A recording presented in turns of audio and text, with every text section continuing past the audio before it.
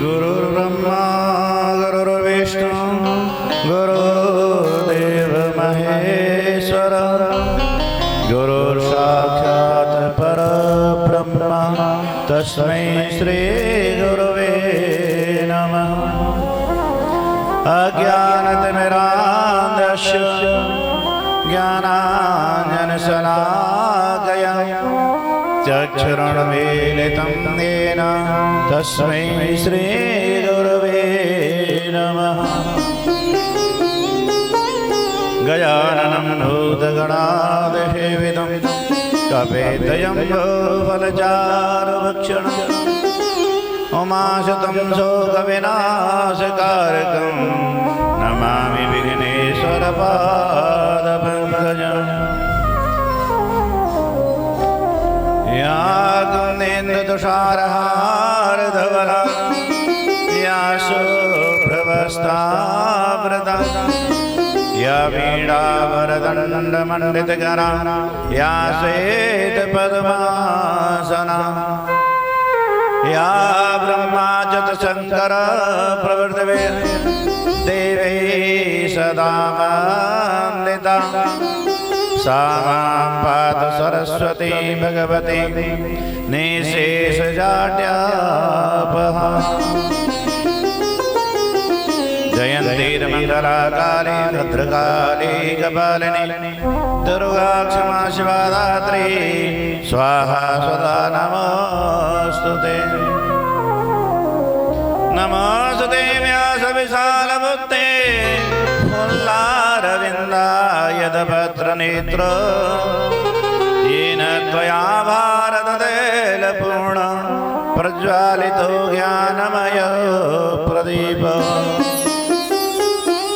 सुखरूपप्रबोधज्ञ सर्वशास्त्रविशारदा एतद्कथाप्रकाशेन मदज्ञानं विनाशय।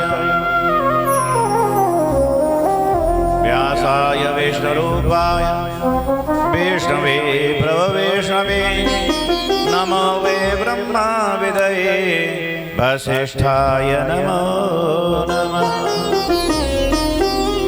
ओंकारं संयुक्तं नित्यं ध्यायन्ति योगिनः कामदं मोक्षदं चैव ओंकाराय नमो नमः।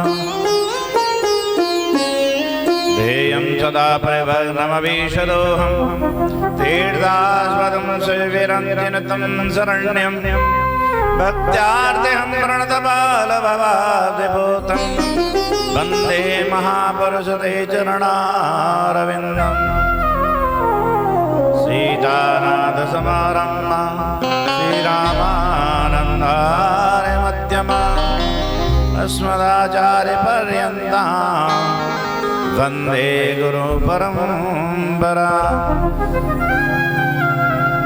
यं प्रवचन्तमनुवेदमवेदकृत्यं ते पायनो विरेकातर्याजुः पुत्रेति तन्मयतया तरवोऽभिनेदुस् तं सर्वभूतहृदयं मुनिमानतोऽस्मि। नमो सुनन्दाय सहस्रमूर्तये सहस्रपादाक्षिशिरोरुबाहवे सहस्रनाम्ने वृखाय शाश्वते सहस्रकोटियुगधारिणे नमः। बोलिए श्रीमद्भागवत महापुराण की जय। बोलिए दाढ़ी भाई बाबा की जय। भगत जी महाराज की जय। उमापति महादेव की जय। पवन सुत हनुमान की जय। श्यावर रामचंद्र की जय। गंगा मैया की जय। यमुना मैया की जय। अटल चतुर्दुर्गे की जय। बोलिए वृंदावन बिहारी लाल की जय। जय जय श्री राधे श्याम। नमः पार्वती पतये हर हर महादेव। भगवान की मधुर लीलाओं में प्रवेश करने के लिए बड़े प्रेम से और ताली बजा करके हम सभी मधुराष्टक का गान करेंगे। जिन प्रभु का सब कुछ मंगल ही मंगल है, सब कुछ मधुर ही मधुर है, ऐसे मधुरावती की शरण में हम चलें बड़े प्रेम से और ताली बजा करके। मधुरम मधुरम बदनम मधुरम नयनम मधुरम हसितम मधुरम हृदयम मधुरम गमनम मधुरम मधुरम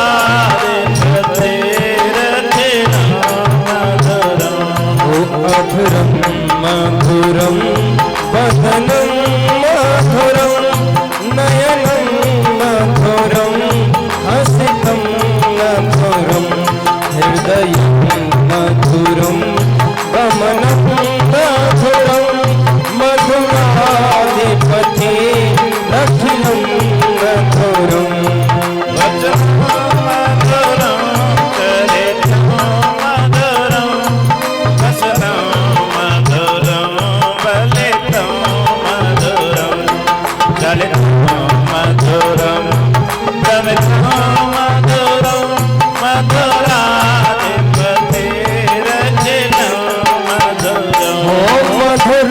मधुराधिपति अखिलं मधुरम।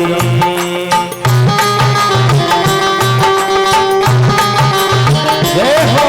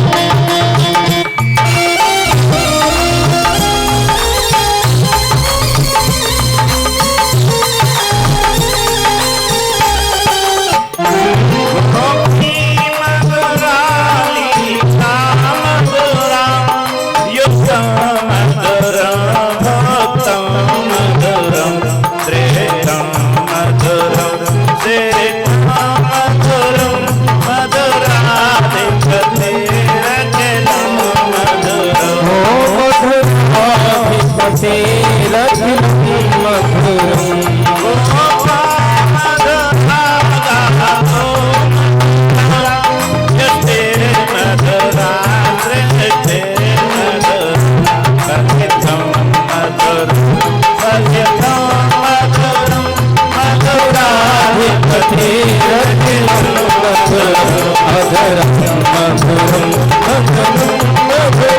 नयनम मधुरम हसितम मधुरम हृदयम मधुरम मधुराधिपति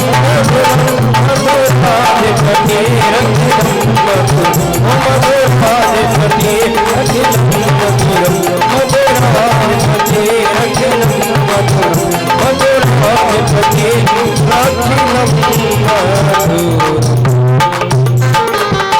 बोलिए मधुराधिपति भगवान की जय हो। मधुराधिपति भगवान श्री कृष्ण लीला पुरुषोत्तम है, जिनकी सुंदर लीलाएं हमारे हृदय को आनंदित करने वाली है। ऐसे मधुराधिपति को हम बारंबार नमस्कार करते हैं।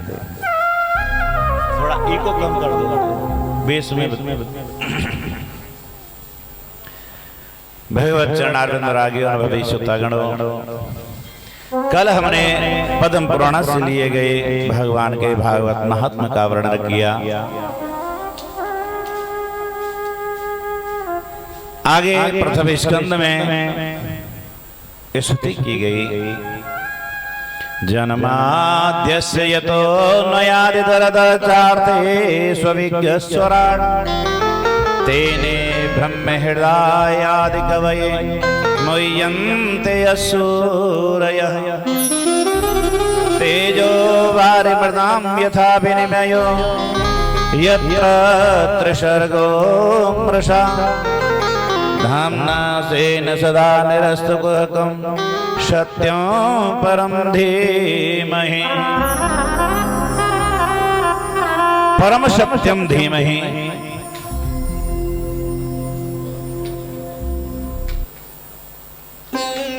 परम सत्यम धीमहि, परम सत्य का हम ध्यान करते हैं।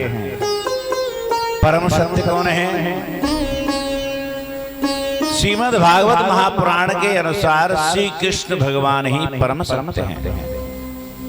क्योंकि जब दसवें स्कंद में भगवान का प्रागट्य हुआ कंसों की जेल में, ब्रह्मादि देवताओं ने आकर के भगवान की सत्य सत्य कहकर के स्तुतियां सत्यव्रतम सत्य परम सत्यम सत्यस्य योनिं निहितं च सत्ये सत्यस्य सत्यं व्रत सत्य नेत्रं सत्यात्मं त्वां शरणं प्रपन्नः। भगवान सत्यव्रत स्वरूप हैं, वे ही परम सत्य हैं। तीन सत्यों से परे तीन सत्य, या तो हम कह सकते हैं कि जागृत स्वप्न सुषुप्ति ये तीन अवस्थाएं सत्य हैं, अथवा ब्रह्मा विष्णु महेश ये तीन देवता सत्य हैं। इन तीनों परम सत्यों से भी परे श्री कृष्ण भगवान ही परम सत्य हैं। ऐसे परम सत्य को हम बारंबार प्रणाम करते हैं, जो कि जन्माद्यस्य यतो नयादितरतः, जन्म आदि के जो हेतु हैं और जन्म लेते ही इतरतः दूसरे स्थान पर पहुंच गए। जन्म लिया कंस की जेलों में और पहुंच गए गोकुल में। जन्माद्यस्य यतो नयादितरतः चार्थे स्वविज्ञ स्वराट। और हम जानने का प्रयास करें तो अपने विराट स्वरूप से वे स्वयं ही जनाए जाते हैं। स्वविज्ञ स्वराट, उनका इतना विराट स्वरूप है जिनको हम जानने से भी नहीं जान सकते। तेने ब्रह्म हृदय आदि कवये, तेन श्री कृष्णेन आदि कवये ब्रह्मादि। आदि कवि कौन है? ब्रह्मा जी, क्योंकि ब्रह्मा जी ने ही श्रीमद् भागवत महापुराण सबसे पहले नारद जी को सुनाई। तो आदि कवि ब्रह्मा जी कहे गए, वे ही सूर्य, क्योंकि ब्रह्मा जी कविताओं के रूप में सबसे पहले श्रेष्ठ माने गए। वे भी मुह्यन्ते, वे भी मोहित हो गए। जब भगवान ने बाल लीलाएं करने के लिए गाय और बछड़ों को ब्रह्मलोक में ले गए ब्रह्मा जी, तो भगवान ने स्वयं अपने स्वरूप से ही सृष्टि रचना की।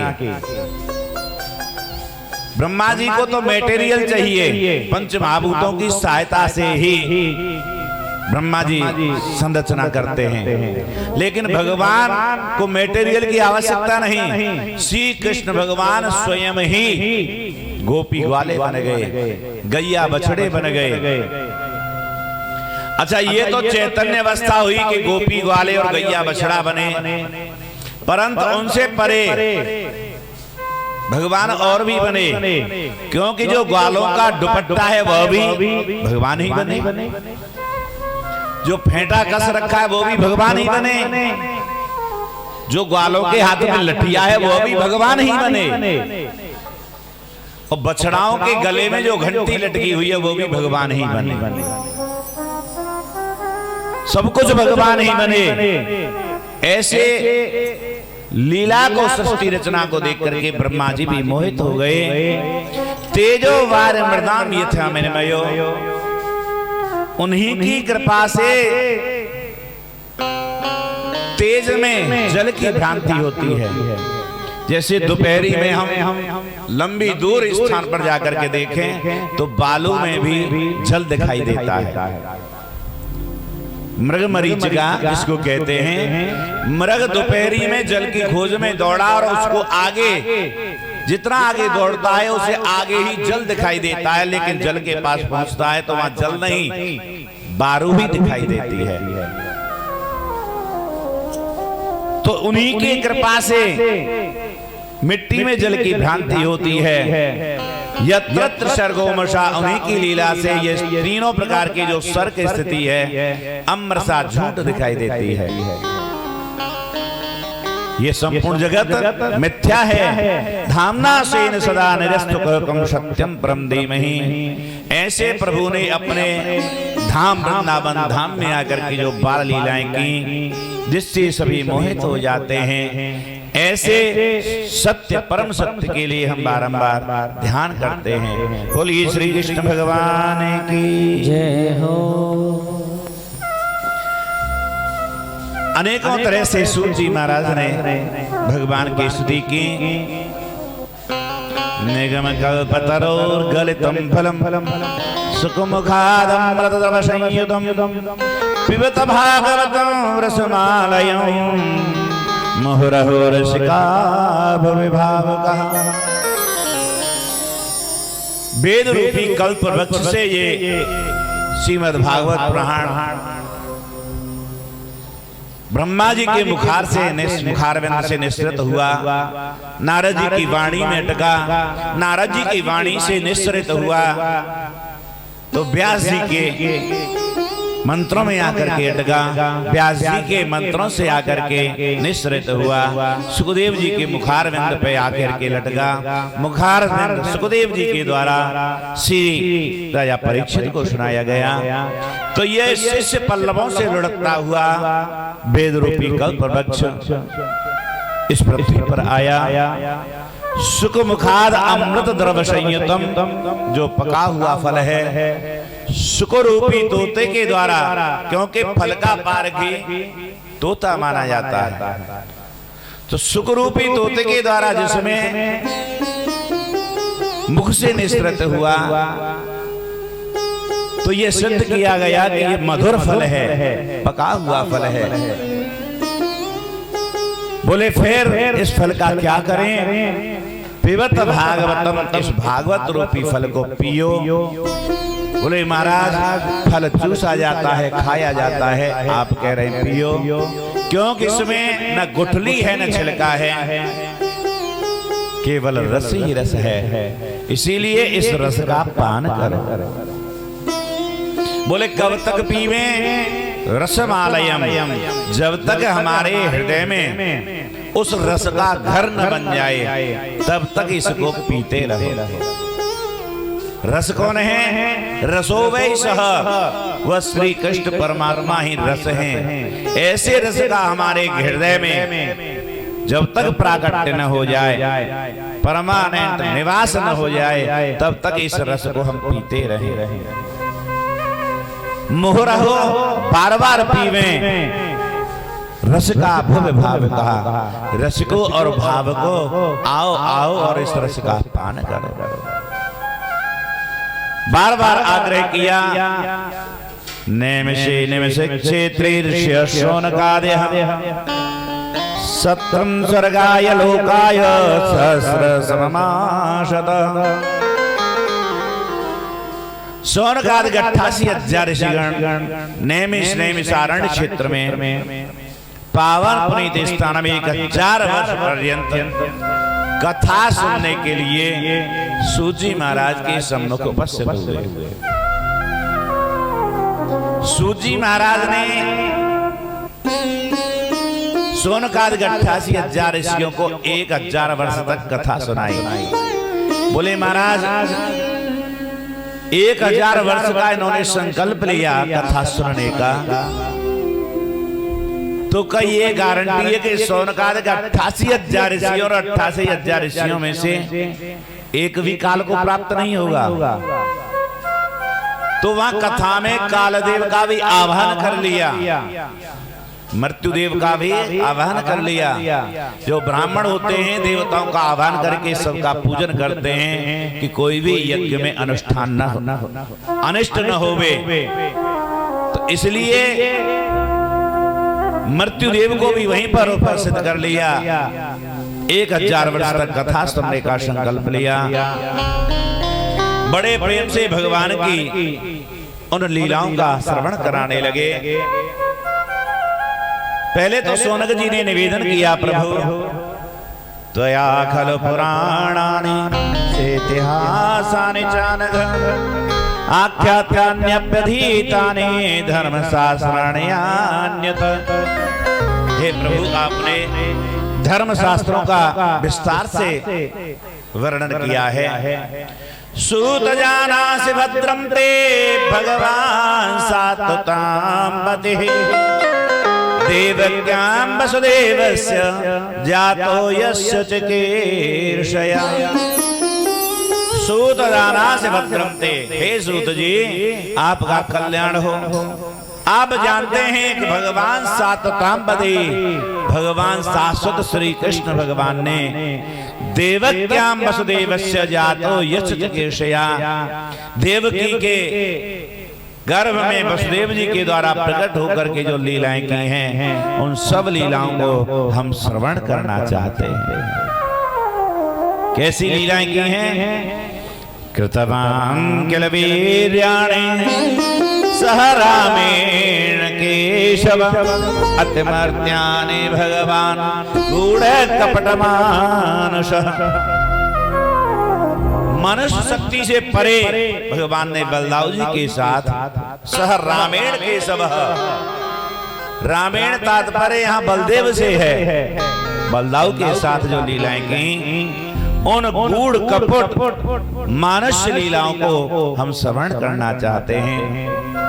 ब्रूहि योगेश्वरी कृष्णे ब्रह्मणे धर्म वर्मणे स्वां काष्ठामधुनोपेते धर्मकं शरणं गतः। हमें ये बताइए प्रभु कि कवच के समान धर्मों के रक्षक योगी राज श्री कृष्ण जब पधार गए तो धर्म जो है किसकी शरण में गया, ये हम निवेदन करते हैं, बताने की कृपा करें। सूत जी महाराज ने यहाँ सुखदेव महाराज की स्तुति की। यम प्रवचनतमनवेदमवेद कृत्यं देवायनो वृहकातरया जुहाव पुत्रेदि तन्मयतया तरवोऽभिनेदोस् तं सर्वभूत हृदयं मुनिमानतोऽस्मि। अनेकों तरह से भगवान नारायण की भी स्तुति की। नारायणं नमस्कृत्य नरं चैव नरोत्तमं देवीं सरस्वतीं व्यासं ततो जयमुदीरये। व्यास रूप में भगवान श्री कृष्ण की स्तुति की।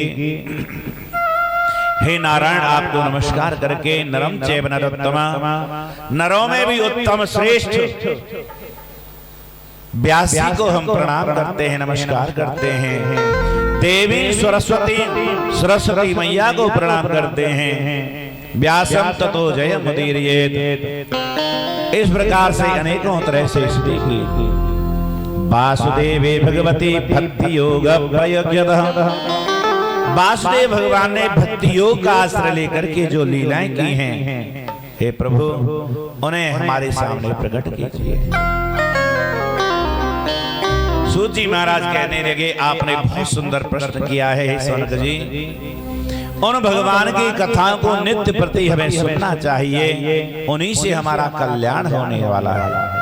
वे ही भगवान वदन्ति तत्त्वविदस्तत्त्वं यज्ञानम् अद्वयम् ब्रह्मेति परमात्मेति भगवानिति शब्दते। उन्हीं भगवान के लिए परम तत्व को ही मनुष्य अनेकों लोग के तरह से कहते हैं, वही परम तत्व है। यद ज्ञानम अद्वयम, वही अद्वय ज्ञान है। जीवस्य तत्व जिज्ञासा, जीव को तत्व की जब जिज्ञासा होती है तो वही भगवान ब्रह्मेति परमात्मेति भगवानिति शब्दते। देखिए ब्रह्म वही कहलाते हैं, वही परमात्मा कहलाते हैं और वही भगवान कहलाते हैं। वही भगवान ब्रह्म क्यों कहे जाते हैं? जब निर्गुण निराकार रूप में होते हैं तो भगवान ब्रह्म कहलाते हैं। अब हम निर्गुण निराकार ब्रह्म को कैसे देखें? मैंने विचार करें, हम उन ब्रह्म तक नहीं पहुंच सकते। तो जल में विद्युत है, बिजली कहां से पैदा होती है? जल से। लेकिन वह निर्गुण निराकार के रूप में है जल में। जल में हाथ डालो तो कोई करंट थोड़ी लगेगा। तो वहां वही ब्रह्म है, लेकिन निर्गुण और निराकार है जल में। और वही ब्रह्म जब तार रूप में बिजली आई तो वही सगुण निराकार हुई। क्योंकि आप तार को छू सकते हो, छू के देखना, क्योंकि उसमें गुण आ गया विद्युत का, इसलिए हम उसे नहीं छू सकते। तो वह सगुण है लेकिन निराकार है, इसलिए उसको हम कहते हैं परमात्मा। वो परम आत्मा। अब आत्मा किस रूप में है? लेकिन वह है, उसी को हमने कहा भगवान इति शब्दते। वही बिजली जब बल्ब रूप में आई या पंखा चलने लगा पंखा रूप में आई, तो वही भगवान स्वरूप में यानी सगुण और साकार रूप में प्रकट। जैसे जल है, जल का स्वयं का कोई आकार नहीं होता। जल को गिलास में रखो तो गिलास का आकार लेगा, कटोरी में रखोगे तो कटोरी का आकार लेगा। तो भगवान का स्वयं का कोई आकार नहीं है, वो निर्गुण निराकार है। लेकिन उसी ने जब बर्फ का आकार लिया तो वही साकार रूप हो गया, सगुण और साकार हो गया। और वही मान लो वायु रूप में जल भाप के रूप में निकला, तो वह सगुण है लेकिन निराकार है। इसी तरह से हमें जानना चाहिए, वही श्री कृष्ण भगवान जब हमारे हृदय में प्रकट होते हैं, हमारा मंगल करते हैं। उन्हीं भगवान को, एक भगवान श्री कृष्ण को ही हमें भजना चाहिए। वही सात्वताम पति, वही सत्परपति हैं। क्या करना चाहिए? श्रोतव्यः कीर्तितव्यश्च देह पूज्यस्य नित्यदा। उन्हीं को सुनना चाहिए। सुनने के बाद क्या करें? कीर्तितव्य, उनकी कीर्ति गानी चाहिए। ध्येय पूज्यस्य नित्यदा, उन्हीं का ध्यान करना चाहिए। पूज्यस्य नित्यदा, और उन्हीं की नित्य पूजा करनी चाहिए। उन्हीं भगवान के लिए सुन काम सुख काम कृष्ण पुण्य श्रवण कीर्तन। वही भगवान अपनी कथाओं को हम भक्तों के लिए ही प्रकट करते हैं। भगवान को लीला करने के लिए क्यों आने की जरूरत है? भक्तों के लिए। जब भगवान का हृदय में प्राकट्य होता है तो वेद्यन्ते हृदयाद्यन्ते चिद्यन्ते सर्व संशया क्षीयन्ते चास्य कर्माणि दृष्ट एवात्मनीश्वरे। विद्यते हृदय ग्रंथि, हमारे हृदय की जो ग्रंथि हैं, कौन सी ग्रंथि? आपको बताया था ना, धुंधकारी बांस में आकर के बैठ गया तो उसने 7 गांठें ही 7 चित्त की वृत्तियां हैं, वही जो ग्रंथि लगी हुई हैं, उन ग्रंथियों का छेदन हो जाता है। सर्व संशया छिद्यन्ते, सभी संशयों का नाश हो जाता है। क्षीयन्ते चास्य कर्माणि दृष्ट एवात्मनीश्वरे। अब देखिए संशय कैसे होता है।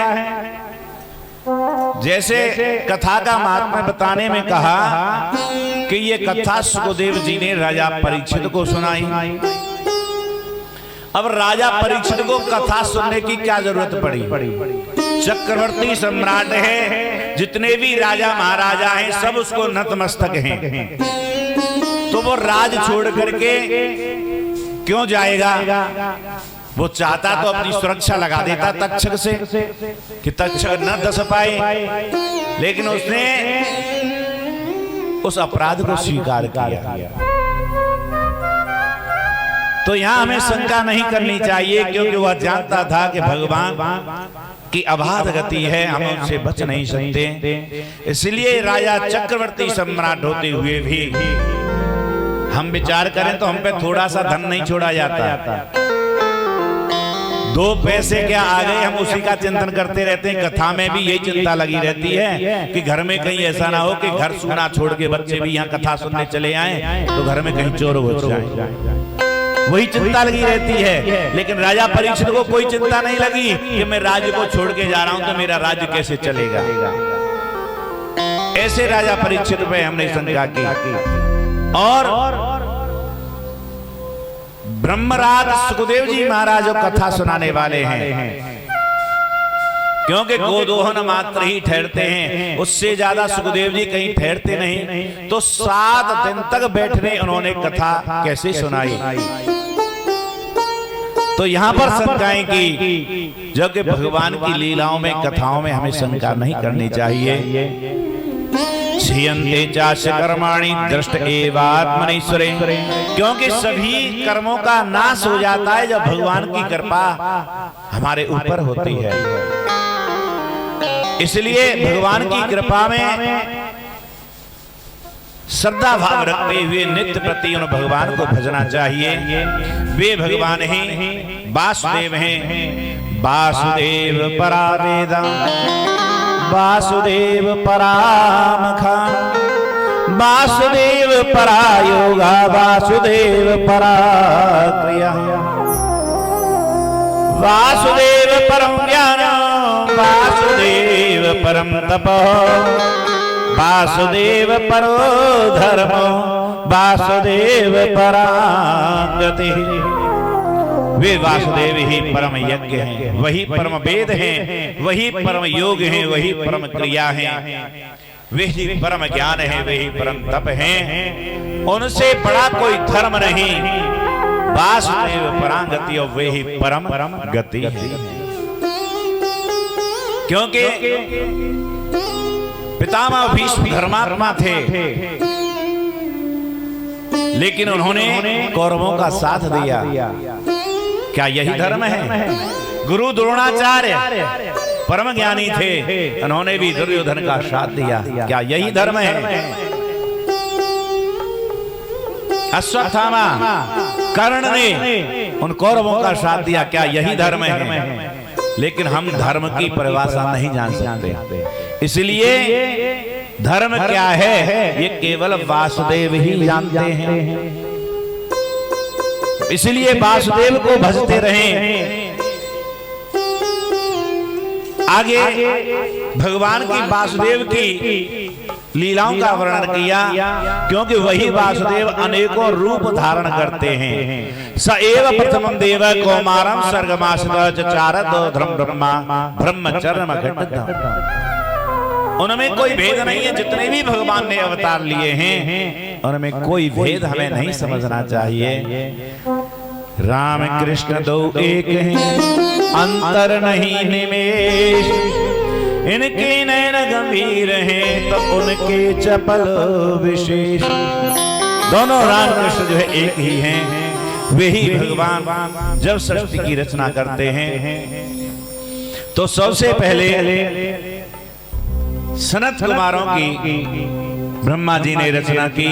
भगवान नारायण की नाभि कमल से प्रकट होकर के ब्रह्मा जी ने सबसे पहले सनक सनंदन सनातन सनत कुमार इन 4 रूपों में भगवान का एक अवतार हुआ। क्योंकि ये भगवान का जो अवतार है ये ब्रह्मचर्य अवतार है और ब्रह्मचर्य के ही 4 चरण होते हैं, सत्य, दया, दान और त्याग। जब तक हम इनका आचरण नहीं करेंगे, सत्य, तप, दया और त्याग, ये 4 हैं। तो जब सत्य का हम आचरण नहीं करेंगे, तपस्या नहीं करेंगे, दया भाव नहीं रखेंगे, त्याग भाव नहीं रखेंगे, तब तक भगवान का हमारे हृदय में प्राकट्य नहीं हो सकता। तो इसलिए इन आचरणों को धारण करते हुए ब्रह्मचर्य का पालन करें।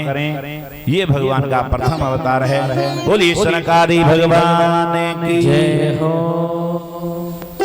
वही भगवान दूसरी बार रसातल में गई हुई पृथ्वी का उद्धार करने के लिए भगवान ने 12 अवतार धारण किया।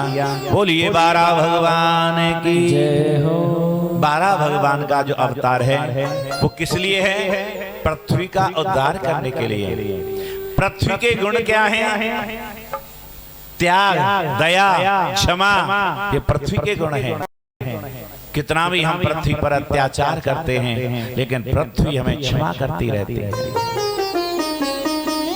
कहीं भी अशुद्ध कर दिया, कहीं भी हरी भरी पृथ्वी को उजाड़ दिया, हरे भरे वृक्षों को काट दिया, कहीं भी गड्ढे कर दिए, कहीं भी छेद कर दिए, हरी भरी भूमि को उजाड़ करके सड़कें मार्ग बना दिए, महल खड़े कर लिए, फिर भी पृथ्वी देवी हमें क्षमा करती हैं। तो ये क्षमा और दया का भाव जब आता है, जब हम संतोष का धारण करते हैं, इसीलिए भगवान का 12 अवतार धारण हुआ। बोलिए 12 भगवान की जय हो। पृथ्वी का उद्धार करने के लिए भगवान ने दूसरी बार 12 अवतार धारण किया। तीसरी बार नारद जी के रूप में भगवान अवतरित हुए, जिन्होंने पंचरात्र तंत्र का उपदेश किया।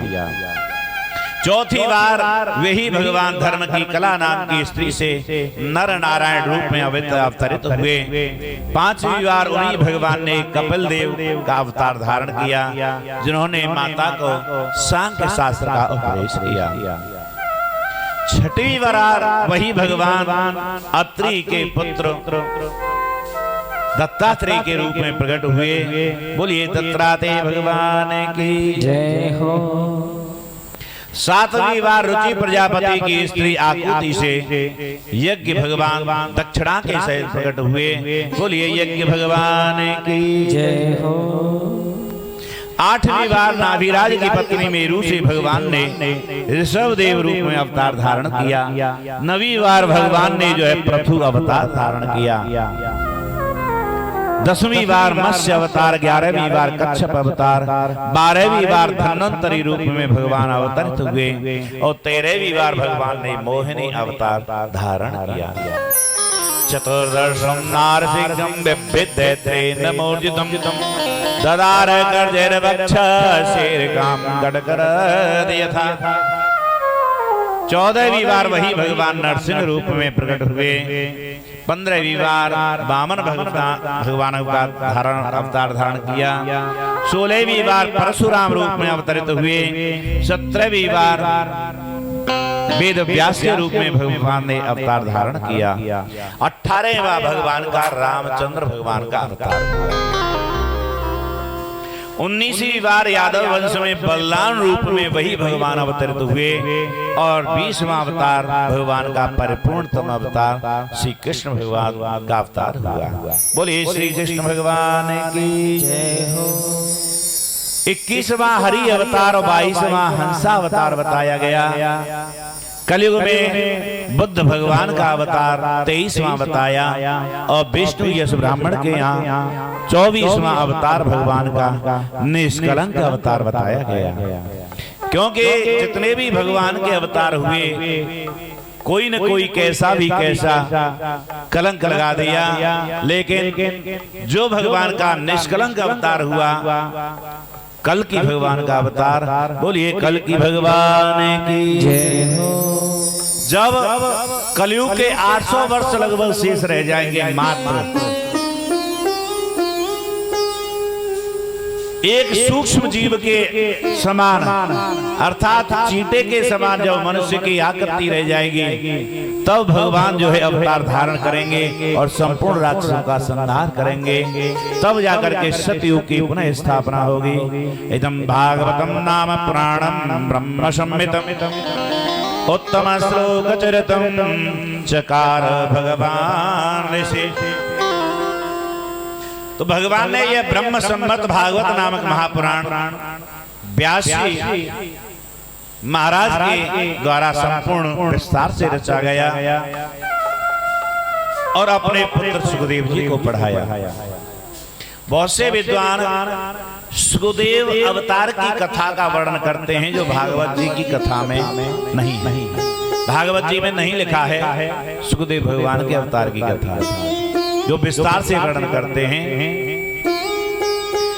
यह केवल सूक्ष्म रूप में संकेत मात्र दिया है। जब व्यास जी संपूर्ण ग्रंथों की रचना कर रहे, रचना करते करते व्यास जी 17 पुराणों की रचना कर सके, पंचम वेद महाभारत की भी रचना कर दी, 6 उपनिषदों को भी बनाया, अनेकों तरह के अन्य उपनिषदों की भी रचना की, 6 शास्त्र बनाए। द्वापरे समनु प्राप्ते तृतीये युग पर्यये जात पराशरादि युगे वासव्याम कलया हरे। तृतीय युग की संप्राप्ति पर वसुपुत्री सत्यवती के गर्भ से पराशर जी के यहाँ व्यास जी का प्राकट्य हुआ।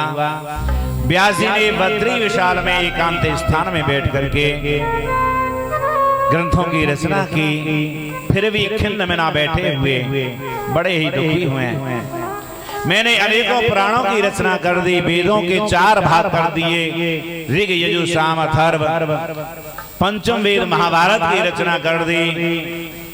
पहल ऋषि को ऋग्वेद पढ़ाया, जैमिनी को सामवेद, वैशंपायन को यजुर्वेद, सुमंती को ऋषिर्वेद, अथर्ववेद पढ़ाया।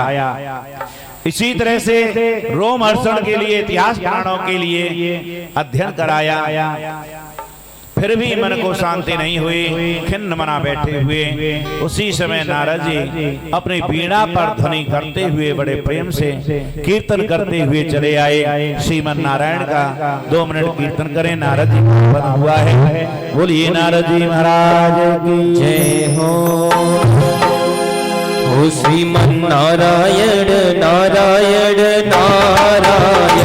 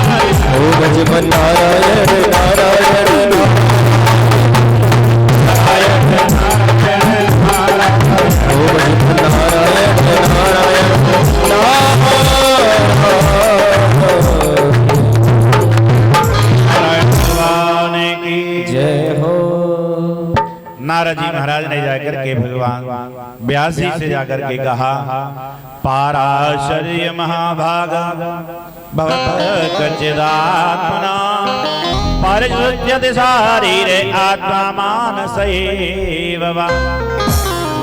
नारद जी ने जाकर के कहा, हे पाराशर्य, हे महाव्यास, हे व्यास जी, आप इस तरह उदास मना क्यों बैठे हैं? बोले महाराज, मेरी इच्छा यही है, मैंने इतना सब कुछ किया लेकिन फिर भी कोई लाभ नहीं मिला। क्या कारण है? अस्यैव मे सर्वमिदं तयोक्तं तथापि नात्मा परिदृश्यते मे तन्मूलम् अव्यक्तमगाधबोधं पृच्छामहे त्वात्मभवात्मभूतम्। अस्यैव ते सर्वमिदं तयोक्तं। आपने नारद जी बिल्कुल सत्य कहा कि मैं इतना सब कुछ करने के बाद अभी दुखी हूँ। हम बहुत प्रयास करते हैं, हमने अनेकों तरह के मकान बना दिए, बालकों को समर्थ बना दिया, लेकिन क्या किया? बालकों को भी शिक्षा दी तो केवल उदर भरने मात्र, केवल पेट भरने मात्र ही शिक्षा तो दी कि पेट भर जाए। कौन सा तीर मार लिया? क्योंकि सूक्ष्म जीव भी मान के चलिए, जैसे चुईया है, सांप है, ये भी अपने लिए घर बनाते हैं। तो हमने घर बना दिया तो कौन सा तीर मार लिया? चिड़िया हैं, अपने बच्चों के लिए, परिवार के लिए घोंसला बनाती हैं, और इतना सुंदर घोंसला, यहीं देखो हमारे आश्रम में ही घोंसला लटके हुए हैं। इतने सुंदर, कितना भी इंजीनियर दिमाग लगा ले, ऐसा घर बना ही नहीं सकता जैसा इन्होंने बनाया है। फिर हमने कौन सा तीर मार लिया? देखना, ऐसे ऐसे घोंसला होते हैं जिसमें एक ड्राइंग रूम अलग है और एक ड्रेसिंग रूम अलग है। एक जगह बच्चा अलग रह रहे हैं और जो है बच्चों की माँ अलग रह रही है। तो हमने कौन सा तीर मार लिया अपने लिए? मकान बना करके या घर बना करके या परिवारों, बालकों को पेट भरने की शिक्षा दी, तो उसमें कौन सा तीर मार लिया? उन्होंने भी अपने बच्चों को जैसी सामर्थ्य है वैसा पेट भरने की शिक्षा दी। इतना सब कुछ करने के बाद भी हमें शांति कैसे मिल जाए? व्यास जी बार बार आग्रह करते हैं कि मैं क्या करूं? नारद जी ने कहा, आप भगवान के उत्तम चरित्रों का वर्णन कीजिए। भगवान की सुंदर बाल लीलाओं का सूक्ष्म रूप में व्यास जी को नारद जी ने वर्णन किया। पहले तो चतुश्लोकी भागवत सुनाई, जो कि द्वितीय स्कंद में आएगी, और विस्तार से भगवान की बाल लीलाओं का उनके हृदय में प्रकट किया, जो कि गोदोहन मात्र भी नहीं ठहर सकते थे। नारद जी विस्तार से कथा सुनाई। व्यास जी ने पूछ लिया, हे नारद जी, आपको ये परम सौभाग्य कैसे प्राप्त हुआ? बोले, पिछले जन्म में मैं एक दासी पुत्र था। मेरे पिताजी बचपन में ही मृत्यु को प्राप्त हो गए। मेरी माँ जैसे तैसे उधर पालन करती, एक ब्राह्मण के यहाँ सेविका का कार्य कर लिया। एक बार चातुर्मास के लिए कुछ महात्मा आए, उन्होंने कहा, हे ब्राह्मण, तुम्हारे यहाँ हम चातुर्मास करेंगे। बोले, आइए महाराज, हमारा सौभाग्य है। बड़े प्रेम से चातुर्मास करने लगे। मैं उनके सत्संग कथाओं को सुनता, जब वे कीर्तन करते तो मैं ताली बजा करके कीर्तन करता। वे बड़े मुझे प्रेम करने लगे, क्योंकि संत महात्मा ऐसे बालकों से विशेष प्रेम करते हैं जो भगवान का भजन करते हैं। जब कीर्तन ताली बजा करके मैं कीर्तन करता, महात्मा बड़े प्रसन्न होते। वे जो प्रसादी पाते उन्हीं की झूठी प्रसादी को पा करके शीत प्रसादी से मेरा पावन हृदय हो गया, मेरा हृदय पवित्र हो गया। पवित्र हृदय क्यों हुआ? उन संतों की प्रसादी पा करके, भगवान की कथाएं सुनकर के मेरा निर्मल हृदय हो गया। नित्य प्रति भगवान का चिंतन करता, उन महात्माओं की सेवा करने के लिए पुष्प चुन के लाता, समिधा लेकर के आता।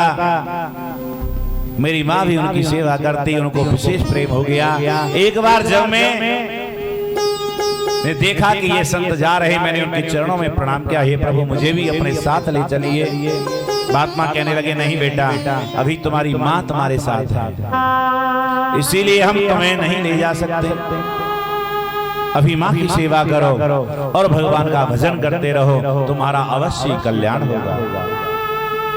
चले गए। मैं यही प्रतीक्षा करता रहा कि मेरी माँ कब मुझसे निवृत्त होवे, मैं कब माँ से निवृत्त हूँ। एक समय आया, एकदा निर्गतां गेहा दुहम एम दिशमां पथे सर्पोद सत्पदा स्पष्टक प्रणाम काल चोदितः। एक बार मेरी माँ ब्रह्म मुहूर्त में अंधेरे में ही गाय दोहने गई, और गाय धोने के लिए मार्ग में जा रही थी, सर्प ने दशा मृत्यु को प्राप्त हो गई। मुझे हर्ष और शोक दोनों हुए। क्यों? कि तदा तदम हमीशस्य भक्तानां समभीप्सितः अनुग्रहं मन्यमानः प्रतिष्ठां दिशमुत्तराम्। अनुग्रहं मन्यमानः, मैंने भगवान का अनुग्रह माना। अनुग्रह क्यों माना? कि आज भगवान की ये कृपा है कि मुझ पे कोई उत्तरदायित्व नहीं है। मैं चाहे जहां जाऊं, चाहे जहां परिक्रमा दूं, चाहे तीर्थ करूं, चाहे जब भगवान का भजन करूं। अनुग्रह माना। मैं बड़े प्रेम से भगवान का भजन करने लगा। मेरे हृदय में भगवान का प्राकट्य हुआ। क्षण भर के लिए मुझे दर्शन हुए भगवान के, लेकिन भगवान आंखों से ओझल हो गए। प्रजा सर्ग निरोधे अनुग्रहा। मैंने बार बार ठाकुर जी से प्रार्थना की, आकाशवाणी की, बेटा अभी तुम भगवान का खूब भजन करो, भजन करते करते तुम्हारा निर्मल हृदय हो जाएगा और अगले जन्म में तुम्हें अवश्य मेरी प्राप्ति होगी। मैं भगवान का भजन करते हुए उस शरीर को मैंने त्यागा। भगवान ने कृपा करके मुझे ब्रह्मा जी के मन से प्रकट किया और अव्याहत गति मुझे प्रदान की। देवदत्तां इमां वीणां स्वर ब्रह्म विभूषितां मूर्छयित्वा हरिकथां गायमान शराम्यहम्। देवदत्तां इमां वीणां, ये सुंदर वीणाधीश पर मैं वीणा ध्वनि करते हुए भगवान का कीर्तन करते हुए कहीं भी जा सकता हूँ। ये भगवान के भजन की कृपा का फल है, जो मुझे अव्याहत गति प्राप्त हुई, भगवान का अनुग्रह प्राप्त हुआ। ये भगवान की कृपा है। इसलिए तुम भी उन भगवान के गुणानुवादों का वर्णन करो। पूर्व जन्म की कथा सुनकर के बड़े आनंदित हुए। ब्रह्मा जी की प्रेरणा से नारद जी उपदेश देकर के चले गए। व्यास जी भागवत जी की रचना करने लगे। रचना करते करते जब भी रचना करते हैं तुरंत लिख देते हैं, तुरंत रचना हो जाती है। उनके पास समय नहीं कि मैं इतने बड़े ग्रंथ का कैसे निर्माण करूं। सरस्वती माँ का आह्वान किया, हे सरस्वती माँ मुझे ऐसी बुद्धि दो जो मैं शीघ्रात शीघ्र इस कथा का बड़े विस्तार से भगवान की बाल लीलाओं का वर्णन करूं। बड़े प्रेम से ताली बजा करके हम भी माँ की स्तुति करें। करें वंदना माँ के चरणों में हम, करें वंदना माँ के चरणों में हम। हे शारदे माँ तुमको, हे शारदे माँ तुमको सत सत नमन। करें वंदना माँ के चरणों में हम, करें वंदना माँ के चरणों में हम। करें वंदना माँ के चरणों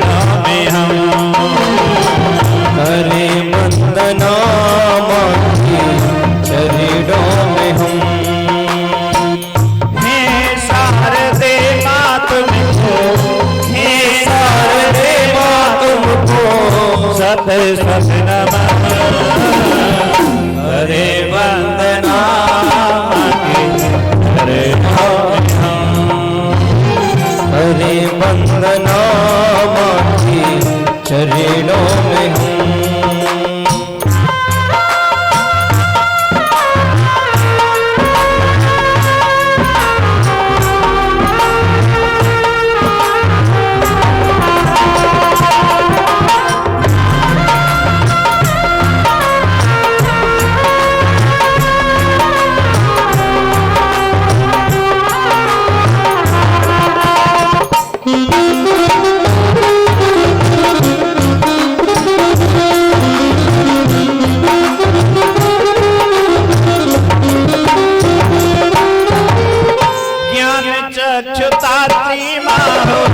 हंस की सवारी हंस की सवारी श्वेत वस्त्र धारी माँ की शोभा है प्यारी वस्त्र धारी माँ की शोभा है न्यारी। ज्ञान के प्रकाश से हो ज्ञान के प्रकाश से हो आलोकित ये मन करे वंदना की चरणों में करे वंदना की चरणों में हूँ।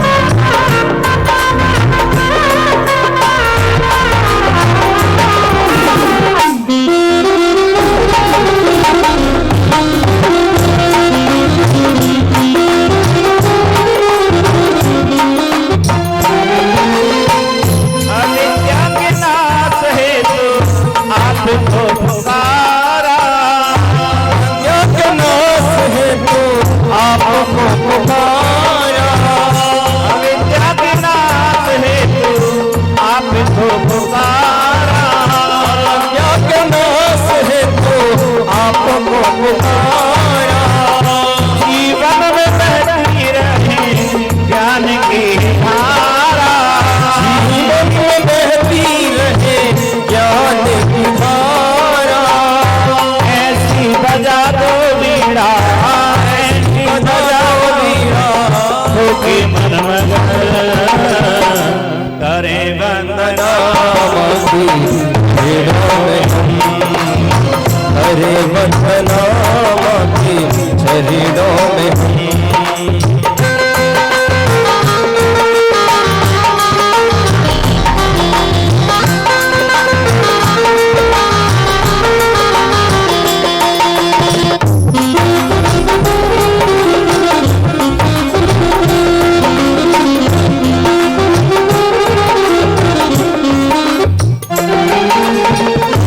तंत्र मंत्र पूजा विधि मैं कुछ न जानू तंत्र मंत्र पूजा विधि मैं कुछ न जानू। मैं तुम आपको ही अपना करके मानू मैं तुम आपको ही अपना करके मानू। करियों कृपा तुम्हारी करियों कृपा तुम्हारी आए हैं शरण करे वंदना की चरणों में हूँ। हरे वंदना की चरणों में हूँ। करे वंदना के चरणों में हम करे वंदना की चरणों में हूँ। करे वंदना के चरणों में हम बोलिए शारदा मैया की जय हो। व्यास जी महाराज ने रचना की शारदा माँ की आश्रय लेकर के भागवत जी की रचना हुई। किसको पढ़ाएं तो अपने पुत्र सुखदेव जी को ही भागवत जी का अधिकारी माना। क्योंकि अधिकारी तो विधिवत अधीत वेद वेदांगात वेदांगत्तेन निर्णयो, जिसने वेद वेदांग को विधिवत अध्ययन किया हो, जो साधन चतुष्टय संपन्न हो, वही इस भागवत कथा का अधिकारी है। ऐसा नहीं है कि बस गीत गाने सीख लिए तो बस भागवत कथा के अधिकारी हो गए। जब तक हमने साधन चतुष्टय संपन्न का आश्रय नहीं लिया, साधन नहीं किया, नित्य साधना नहीं की, भगवान का भजन नहीं किया, वेद वेदांत का अध्ययन नहीं किया, तब तक भागवत कथा वाचने का अधिकार नहीं। तो विचार किया नारद जी ने कि मैं अपने पुत्र को ही भागवत कथा पढ़ाऊं, तो संपूर्ण समाज ये कहेगा कि अपनी संपत्ति अपने पुत्र को ही दे गए। इसलिए विदेहराज जनक जी को व्यास जी ने आदेश दे दिया कि इनकी परीक्षा लेकर के सिद्ध करिए संसार में कि भागवत के अधिकारी केवल और केवल सुखदेव है। सुखदेव जी महाराज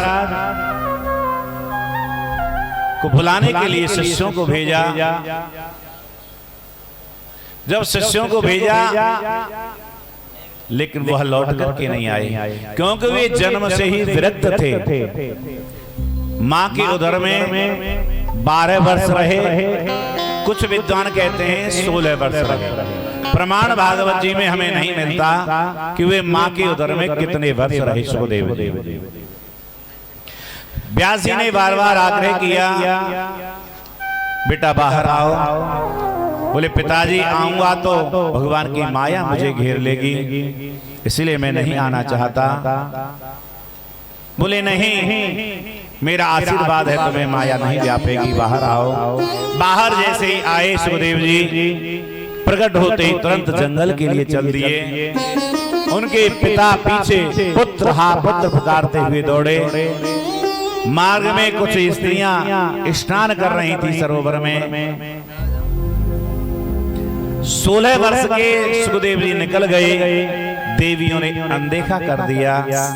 और जब व्यास जी आए तो उनको देख करके देवियों ने वस्त्र पहन लिए।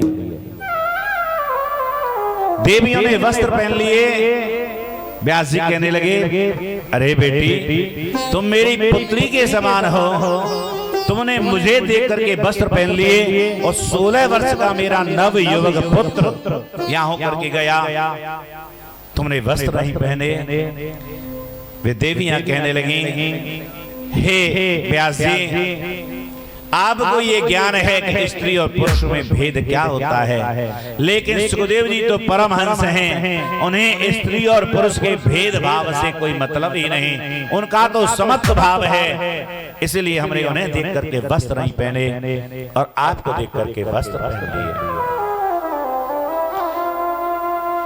जब बार बार आग्रह करने पर भी पुत्र भागवत कथा पढ़ने के लिए नहीं आए, शिष्यों को भेजा, जाओ और ये श्लोक सुनाना और कहे कि आगे सुनाओ तो बोल देना कि तुम्हारे पिताजी के पास ऐसे 18,000 श्लोक हैं।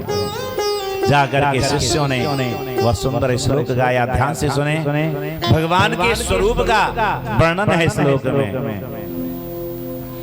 वरहापीडं नटवरवपुः कर्णयो कर्णिकारं बिभ्रदवासः कनककपिशं वेजयन्तीं च मालां रन्ध्रान् वेणुरधरसदया पूरयन् गोपवृन्दे वृन्दारण्यं स्वपदवर्णं प्राविशदगेदगेर्दे।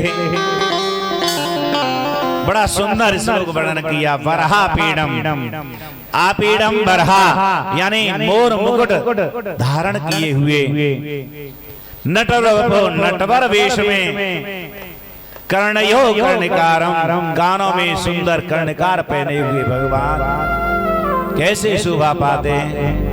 बिभ्रदवास कनक कपिशम वैजयंती च माला, वैजयंती माला को धारण किए हुए जो भगवान कमल नयन सुंदर रक्त कमल से युक्त लालिमा से युक्त धरामृत पर मुरली की मुरली को अधरामर पर धर करके जो तान छेड़ते हैं, चराचर मोहित जगत हो जाता है। ऐसे बांकी झांकी को दर्शन करते हुए सुखदेव जी उठ खड़े हुए। बोले भैया आगे सुनाओ ना। बोले आपके पिताजी के पास ऐसे 18,000 श्लोक हैं। बोले ऐसे ही हैं? बोले हाँ। बोले ठीक है, तो ऐसे सुंदर होंगे भगवान, हमें सुंदरता से क्या करना, हम तो अपने भगवान के निर्गुण निराकार ब्रह्म का चिंतन कर रहे हैं। बैठ गए। पुनः व्यास जी ने भेजा, शिष्यों ने जाकर के पुनः एक और स्वभाव का श्लोक सुनाया। भगवान का कैसा स्वभाव है। अहो बकिया स्तन काल कूटम जिघांसया पायदप्यशाते लेभे गत्रिं धातृजतां ततोऽयं कम्बा दयालुं शरणं व्रजेम। अहो अरे बकासुर की बहन बकी स्तन में कालकूट विष लगा करके आई, जिघांसया मारने के लिए, लेकिन फिर भी भगवान ने इसको माता की गति प्रदान की। विष देने वाली पूतना को भी माँ की गति प्रदान की। ऐसा भगवान का स्वभाव है। जननी की गति दई पूतना को पेड़, विष देन आई दई मुक्ति ढेल ढेल, खुले स्वर्ग के किवाड़, प्रेम नदिया की सदा उल्टी बहे धार। ऐसा भगवान का सुंदर स्वरूप स्वभाव बताया। तुरंत सुखदेव जी उठे हुए, भैया आगे सुनाओ ना। बोले आपके पिताजी के पास ऐसे 18,000 श्लोक हैं। बोले ठीक है, मुझे पिताजी के पास ले चलो। पिताजी मुझे वे श्लोक 18,000 पढ़ाओ। बोले बेटा उन 18,000 श्लोकों को पढ़ने के लिए पहले तुम्हें वेदांत पढ़ना होगा। जनक जी के पास जाकर के वेदांत अध्ययन करो। जनक जी के पास गए, वेदांत अध्ययन के लिए आग्रह किया। द्वारपालों ने कह दिया अभी महाराज व्यस्त हैं, आपको वेदांत नहीं पढ़ा सकते, आपको प्रतीक्षा करनी पड़ेगी। बोले प्रतीक्षा करता हूँ। 4 दिन हो गए प्रतीक्षा करते करते। द्वारपालों ने आकर के कहा अभी आपको 2 दिन और प्रतीक्षा करनी पड़ेगी। लेकिन सुखदेव जी के क्रोध की रेख नहीं। आजकल तो महाराज किसी कारण कथा यदि 10 मिनट लेट हो जाए तो ये कह देते हैं अरे हम इतनी दूर से दोपहरी में आए, धूप तो है ही है और कथा इतने विलंब से हुई। लेकिन सुखदेव जी बोले ठीक है मैं प्रतीक्षा करता हूँ, वे जब फुर्सत हो तब मुझे वेदांत पढ़ाएं। 7 वेद निकल करके आए। विदेहराज जनक जी ने देखा क्रोध की रेख नहीं, तुरंत चरणों में पड़ गए। सुखदेव जी कहने लगे आप मेरे गुरु हैं, मुझे वेदांत पढ़ाइए। जनक जी कहने लगे आप तो स्वयं परम वेद हैं, आपको कौन वेदांत पढ़ाएगा। फिर भी वेदांत का आग्रह किया, वेदांत पढ़ाया। सूत जी कहते हैं शौनक जी ब्रह्मण्यां सरस्वत्यां आश्रमः पंचमे तटे सम्या प्रासयते प्रोक्त ऋषीणां चंद्रवर्धन। सम्या प्रास आश्रम में ये संपूर्ण कथा का वर्णन किया गया। सुखदेव जी महाराज ने कथा का विस्तार किया है। सूत जी कहते हैं परीक्षितोथ राजर्षि जन्म कर्म विलापनम। ये राजा परीक्षित को सुखदेव जी ने कथा सुनाई। तो परीक्षित कौन था, कहां से आया। जब महाभारत का युद्ध हुआ, यदा मृधे कौरव संजयानां वीरस्वतो वीरगतिं गतेषु वृकोदरा विद्गदा विमर्शो भग्नोर्दण्डे धतराष्ट्रपुत्रे। जब महाभारत महान भयंकर युद्ध हुआ, कौरव पक्ष में कितने महान बलशाली थे, भगवान ने उन सब का वध करा दिया। एक बार जब शिशुपाल का धड़ काटा तो किन्हीं विद्वानों ने कह दिया कि भगवान ने जब सुदर्शन चलाया तो उंगली कट गई। विचार कीजिए, सुदर्शन कोई ऐसा अस्त्र है आपने बंदूक या तोप समझ रखी है जो उंगली काट देगी या जला देगी। सुदर्शन कोई अस्त्र नहीं, साक्षात भगवान महादेव हैं। भोलेनाथ ही साक्षात सुदर्शन बने हैं। जब भगवान श्री राम ने रामेश्वर की स्थापना की, रामेश्वर की पूजा की, हनुमान जी को कहा 1000 कमल लेकर के आओ, हम 1000 कमलों से भगवान की पूजा करेंगे। तो 1000 कमल लेकर के आए हनुमान जी। तो जैसे 108 की माला होती है ना, ऐसे ही 1000 की भी माला बताई। तो जब 1000 पुष्प चढ़ाने लगे राम जी, गिन गिन के चढ़ा रहे थे मंत्र पढ़ पढ़ के, तो एक पुष्प कम पड़ गया। हनुमान जी एक पुष्प कम पड़ गया, बोले प्रभु अभी क्षमा कीजिए, ढूंढ करके लाते हैं। इधर उधर ढूंढा सरोवरों में, कहीं भी पुष्प नहीं मिले, क्योंकि भोलेनाथ ने अपनी माया को भेज दिया कि कहीं भी जितने भी कमल खिले हैं उन सबको अदृश्य कर दो। हनुमान जी गए, लक्ष्मण जी गए, सब बानर गए, इधर उधर कोई कमल नहीं दिखाई दिया। राम जी बोले जब माला अधूरी रह जाएगी तो कैसे काम चलेगा, मुझे 1000 कमल चढ़ाने ही हैं। और जब मेरी माता मुझे लोरी सुनाती थी तो मुझको कहती थी कि मेरा राम कैसा है, कमल नयन है। जब मेरा राम कमल नयन है, जब मैं कमल नयन हूँ तो मैं अपने नयन को ही चढ़ा दूं, भगवान को वो कमल भेंट हो जाएगा। भगवान ने तीखा बाण लेकर के श्री राम ने अपना नेत्र भोलेनाथ पर चढ़ा दिया। भोलेनाथ प्रकट हो गए, हे प्रभु मैंने तो केवल उपहास किया था और आपने ये नेत्र ही मुझे अर्पण कर दिया। तुरंत भोलेनाथ ने लेकर के वह कमल नेत्र भगवान राम के भौं में वही लगा दिया और कहने लगे प्रभु मैं आपका ऋणी हो गया, मैं हमेशा सुदर्शन बन करके आपकी सेवा में रहूंगा। तो भोलेनाथ साक्षात सुदर्शन बन के रहते हैं। तो ये भोलेनाथ क्या उंगली काट सकते हैं भगवान कृष्ण की? नहीं काट सकते। बहुत से विद्वान जाने कहां से कह देते हैं, किसी ने कह दिया कि भगवान जो है सबरी ने झूठे वेर खिलाए श्री राम जी को, लेकिन अन्य विद्वानों ने खोज करके कहा कि रामचरितमानस क्या किसी भी रामायण में ये नहीं लिखा कि झूठे वेर खिलाए, क्योंकि झूठे वेर उस समय थे ही नहीं। जिस समय सबरी के पास भगवान गए तो उस समय यही समय चल रहा था जब आप कथा सुन रहे हैं। तो इस समय कौन से फल रहते हैं? आम रहते हैं। भुसुंडी रामायण में झूठे फलों का तो नियम है कि झूठे फल खिलाए, लेकिन झूठे वेर कहीं नहीं है। झूठे फल खिलाए तो अर्थात यही आम के फल खिलाए चक चक करके सबरी ने। लेकिन विद्वानों ने जाने कहां से लिख दिए या कहां से बोल दिए। भागवत किसे कहते हैं? भगवता प्रोक्तम भागवतम, भगवान ने ही जो गाया है वो भागवत कथा है। भागवत कथा क्यों कही गई है? क्योंकि ये भागवतों की कथा है। इसमें 12 भागवत हैं। कितने? 12।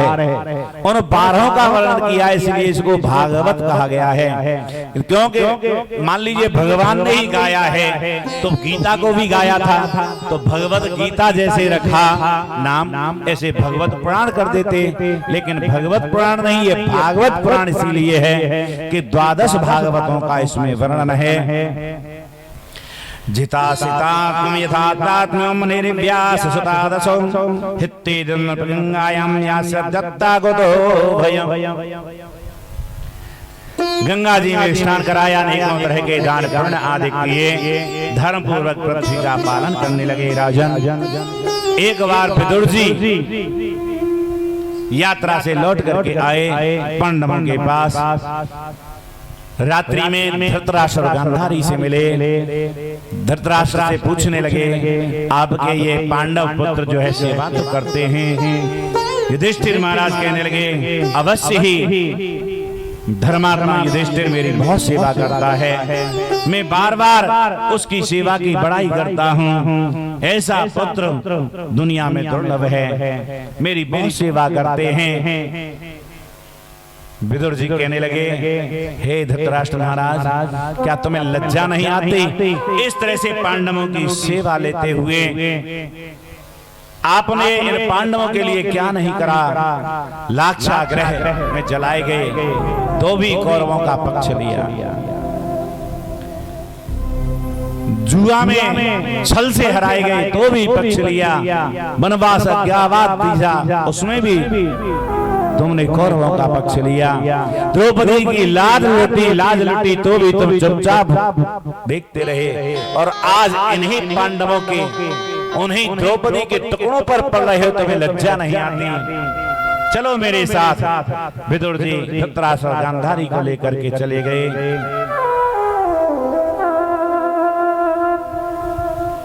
विचार कीजिए, यदि धृतराष्ट्र गांधारी को मृत्यु से भय होता तो नहीं जाते, लेकिन मृत्यु से कोई भय नहीं था, सेवा का उन्हें कोई लालच नहीं था, इसलिए विदुर जी के साथ चले गए। युधिष्ठिर जी को अनेकों तरह के अपशकुन होने लगे। बहुत समय हो गया, अर्जुन लौट करके नहीं आए। गीदड़ी बोल रही है, कुत्ते अनेकों तरह के अपशकुन कर रहे हैं। अपशकुन होते हुए उदास मना बैठे युधिष्ठिर महाराज। तभी उदास मना अर्जुन भी आ गए। अर्जुन को देख करके कहने लगे, हे अर्जुन, क्या तुमसे कोई अपराध बन गया? तुम्हारे मुख पर तेज दिखाई नहीं दे रहा। हे अर्जुन, बताते क्यों नहीं हो? द्वारकापुरी में सभी कुशल तो हैं, सख्यम में है तीन सौहृदम च सारथ्याद संस्मरण नपन्नग्नत्याह भास्वगदगदया गिरा। सभी कुशल क्षेम पूछी। आंसू बहाते हुए अर्जुन कहने लगा, है भ्राता युधिष्ठिर, वंचितो हम महाराज हरणा बंधुरूपिणा येन मे प्रतम तेजो देव विश्वापनम जगत। वंचितो हम महाराज हरणा बंधुरूपिणा, बंधुरूपी श्री कृष्ण के द्वारा आज हम चले गए हैं। जिन श्री कृष्ण की कृपा रहते हुए मैंने इंद्र को युद्ध में संतुष्ट किया, पाशुपति भगवान भोलेनाथ को युद्ध में संतुष्ट किया, महान भयंकर महाभारत को जीता। आज उन्हीं गोविंद के द्वारा मुझे छल लिया गया। हे भ्राता, यस्य क्षण वियोगेन त्रिलोको प्रिय दर्शनः उक्तेन रहितो ये मृतकः प्रोच्यते यथा। क्योंकि जब भगवान गए, जाने का विचार किया भगवान ने, तो मैं भी उनके साथ था। मैंने भगवान की अनेकों तरह से सेवाएं की।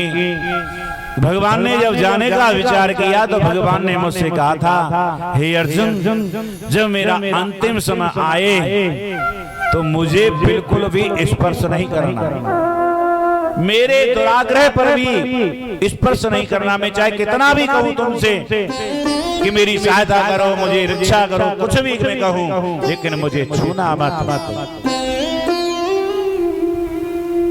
लेकिन जब भगवान अपने धाम को जाने लगे, बाण लगने पर भगवान लेट गए। गोविंद कहने लगे, ये अर्जुन, तुम मेरी सहायता करो, मुझे थोड़ा बैठने के लिए सामर्थ्य। अर्जुन ने कहा, प्रभु मैं आपसे क्षमा मांगता हूं, मैं आपकी कोई सहायता नहीं कर सकता। भगवान कहने लगे अर्जुन, तुम मुझसे कहते हो मैं कोई सहायता नहीं कर सकता, मैंने तुम्हारे लिए क्या क्या नहीं किया। गीता उपदेश मैंने किया, महाभारत युद्ध में तुम्हारी रक्षा की, अनेकों तरह से दुर्वासा के कोप से मैंने तुम्हें बचाया, और आज तुम कहते हो मैं तुम्हारी कोई रक्षा नहीं कर सकता, मैं कोई सहायता नहीं कर सकता, मेरी सहायता करो। अर्जुन ने अपने धनुष से भगवान को बैठा दिया। उस धनुष के स्पर्श मात्र से ही भगवान ने उस गांडीव का तेज अपने में ले लिया, वो गांडवी निस्तेज हो गया।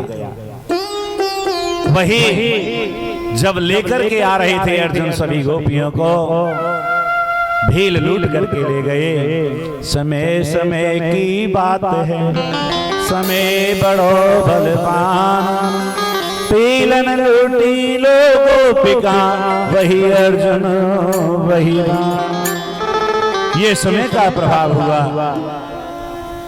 आज हे भ्राता, उन प्रभु के द्वारा हमें छल लिया गया, वे गोविंद हमें छोड़ करके चले गए। जैसे ही छोड़ करके चले गए, सुना युधिष्ठिर महाराज ने तुरंत ही अपने पौत्र राजा परीक्षित को राज्य पर अभिषिक्त किया। वह भी स्वर्ग आरोहण के लिए चले गए। राजा परीक्षित ने उत्तर की पुत्री इरावती से विवाह किया और जन्मेजय आदि 4 पुत्रों को जन्म दिया। एक बार राजा परीक्षित दिग्विजय के लिए निकले। शूद्र कलियुग को गौवेल को मारते हुए देखा पांवों से। परीक्षित ने तुरंत ही धनुष पर बाण चढ़ा लिया। क्या तुम समझ रहे हो कि भीम और युधिष्ठिर चले गए, अर्जुन चले गए, तो तुम इस तरह से गौ और बैल को सताओगे? मैं अभी तुम्हारा वध करता हूँ। कलियुग हाथ जोड़ करके खड़ा हो गया। हे राजन, हमारी रक्षा करो। हम केवल अवगुण ही नहीं, हमारे अंदर गुण भी है। राजा का धर्म है दूसरे के गुणों को अवश्य ही स्वीकार करे, ग्रहण करे। हमारे उन ग्रहणों को, हमारे उन गुणों को ध्यान दे करके सुनो। अनेकों तरह के गुण बताए कि जो जप तप अनेकों तरह के कर्म योग किए जाते थे सत्ययुग त्रेता द्वापर में, वह गति केवल भगवान नाम संकीर्तन से ही कलयुग में मिल सकती है। कलयुग केवल हरि गुण गाहा, गावत नर पावहि भवथा। कलयुग केवल हरि गुण गाहा, गावत नर पावहि भवथा। गावत नहीं मारा। कलयुग केवल नाम आधारा। कलयुग केवल नाम आधारा। सुमिरे सुमिरे नर तरहि पारा। सुमिरे सुमिरे नर उतरहि पारा। ये जो बाद में चौपाई बोली, ये रामचरितमानस में नहीं है। कलयुग केवल नाम आधारा, सुमिर सुमिर नर उतरहि पारा, ये रामचरितमानस में चौपाई नहीं है। उत्तरकांड में केवल यही चौपाई दी है, कलयुग केवल हरि गुण गाहा, गावत नर पावहि भवथा। कलयुग में केवल हरि के गुणों के गाहक बने रहो, उनके गुण गाते रहो और सुनते रहो, उनके गाहक बने रहोगे तभी हमारा उद्धार होगा। और गुण पा करके कि ये सुंदर महान गुण हैं, राजा परीक्षित ने उनको जीवित रहने दिया। बोले तुम्हारे लिए मेरे राज्य में तो कोई स्थान नहीं है। बोले महाराज कोई तो स्थान दीजिए, क्योंकि ये अब हमारा युग आ गया है। राजा परीक्षित ने 4 स्थान दे दिए। द्यूतम पानम त्रयस्सुना यत्रा धर्म चतुर्विधः, जुए में, मदिरापान में, स्त्रियों वेश्यालयों में, और जहां पर अनेकों तरह के अधर्म हो रहे हो वहां पर निवास दे दिया। कहने लगे शूद्र वेश में कलयुग, बोले महाराज जैसा आपने मुझे देखा वैसे ही मुझे कमरे दे दिए, कोई एक ऐसा सुंदर कमरा दे देते जिसको हम ड्राइंग रूम बना करके सजा सकते थे। भाई जैसे हम हैं वैसे ही तुमने हमको स्थान दे दिए।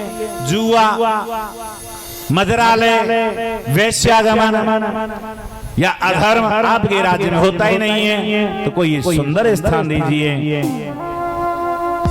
तो कहने लगे ततो अन्नत्रम मदम कामम रजो वैरम च पंचमम, 5वां स्थान दे दिया कि जहां पर रजोगुणी व्यक्ति होकर के अधर्म के द्वारा धन का संचय करें उसमें तुम्हारा निवास हो। बहुत से व्यक्ति कहते हैं कि स्वर्ण में निवास हो, स्वर्ण भागवत जी में नहीं लिखा है। पुनस्य याचमानाय जात रूपम अदात प्रभो ततो अनृतम मदम कामम रजो वैरम च पंचमम। 5वां यही दिया कि रजोगुणी व्यक्ति झूठ से, मद से, काम में पढ़ करके बैर भाव से किसी के धन को हरण कर लें उसमें तुम्हारा निवास है। तो जो पाप से धन आता है उसमें कलयुग का निवास है, चाहे वो कैसा भी धन हो। विद्वान कहते हैं स्वर्ण में निवास है तो वह भी सत्य ही है, क्योंकि सोने में कलयुग का निवास है ही है, क्योंकि स्वर्ण से मद होता है और मद कलयुग का ही प्रभावी होता है। सस्यनष्टाश्रीन पादान् तपस्सोचं दयामिति प्रतिसंदना स्वास्य महिम च समवर्धय। बड़े आनंद से कलियुग स्थान पा लिए, मौका ढूंढने लगा। एक दिन राजा पुनः शिकार खेलने के लिए निकले तो एक सुंदर मुकुट, वह भी मुकुट कैसा था? जरासंध का। जरासंध के मुकुट को लेकर के पहन करके गए।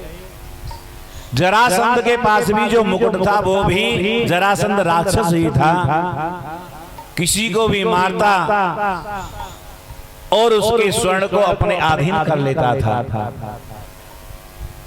जबकि प्रजा को दुखी करने का राजा को कोई अधिकार नहीं है, चाहे दूसरे राज्य को अपने अधीन कर ले लेकिन प्रजा का धन हरण न करे। तो ये अधर्म का जरासंध के पास न आया, उसी धन का स्वर्ण मुकुट बना और उसी मुकुट को आज राजा परीक्षित ने पहन करके शिकार के लिए गया।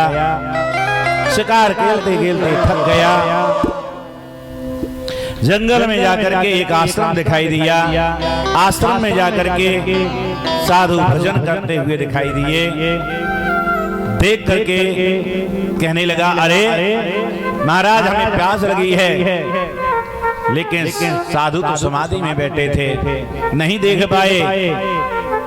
बोले बोले बोले हमको देख करके भी हमारा अपमान कर रहे हैं। अहो अधर्म पालानां पीम्नां बलिमुजामव स्वामिन्यगम यद्दासानां द्वारपानं सुनामिव। अरे देखो तो सही इस ढोंगी पाखंडी को, हम जैसे राजा को देख करके भी न तो स्वागत सत्कार किया और जल के लिए भी नहीं पूछा। हम मांग रहे हैं तो भी आंख बंद करके बैठे हैं, अनेकों तरह के अपशब्द कहे, लेकिन वे तो भजन में लगे ही थे।